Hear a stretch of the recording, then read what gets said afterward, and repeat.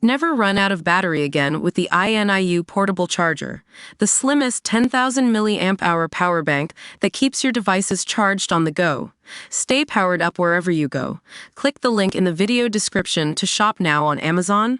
Welcome to Sirens, where true crime stories come alive. Today, we're diving into one of the most shocking cases in British history, that of Fred and Rose West, a couple who turned their home into a torture chamber and house of horrors for their own children and other vulnerable victims.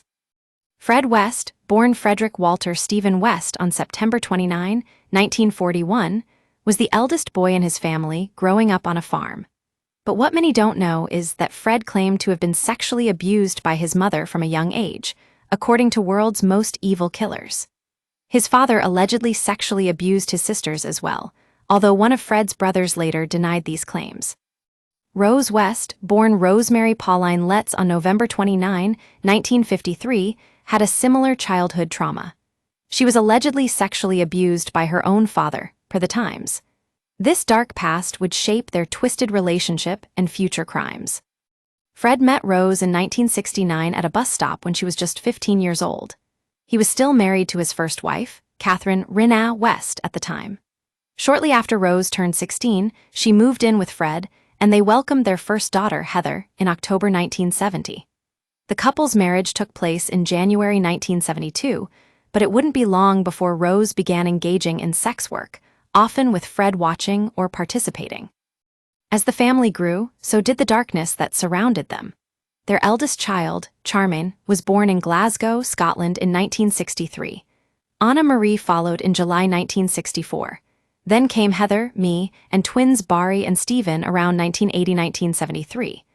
Rose also had daughters Tara, Louise, Rosemary Jr., and Luciana, all allegedly from her sex work relationships. The Wests transformed their home on Cromwell Street in Gloucester, England, into a torture chamber and house of horrors over 2 decades. At least 10 women and girls were killed by Fred and Rose, although the true total may be higher.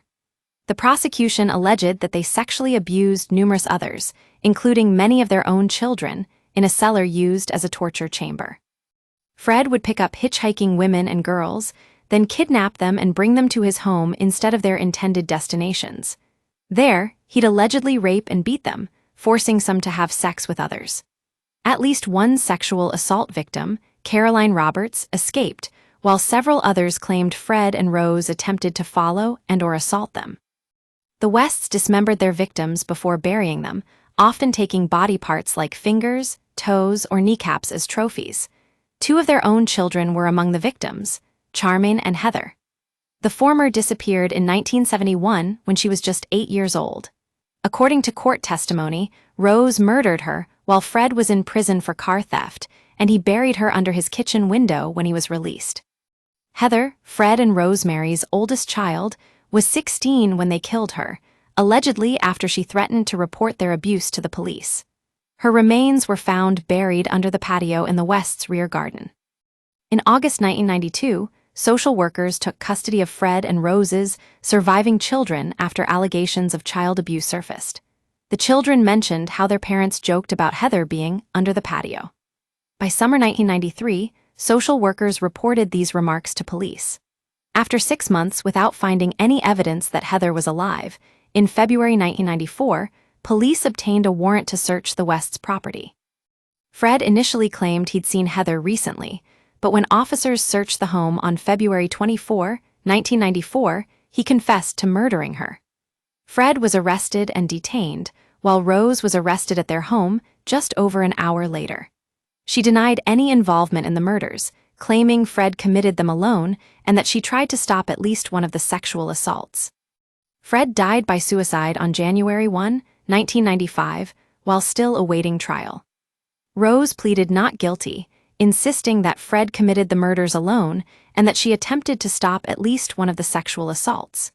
She was convicted of all 10 murder charges against her and sentenced to life in prison without parole in November 1995.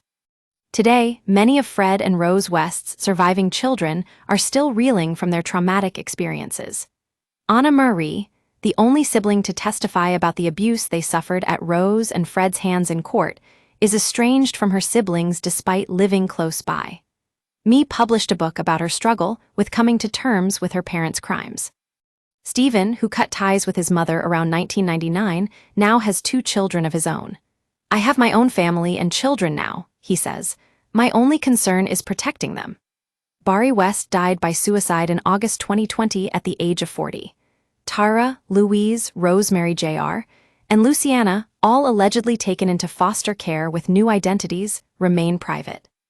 As we close this story, it's clear that Fred and Rose West's crimes have left a lasting impact on their surviving children. They're still trying to move on with their lives, often in silence, due to the trauma they endured. The case serves as a stark reminder of the devastating consequences of abuse and neglect.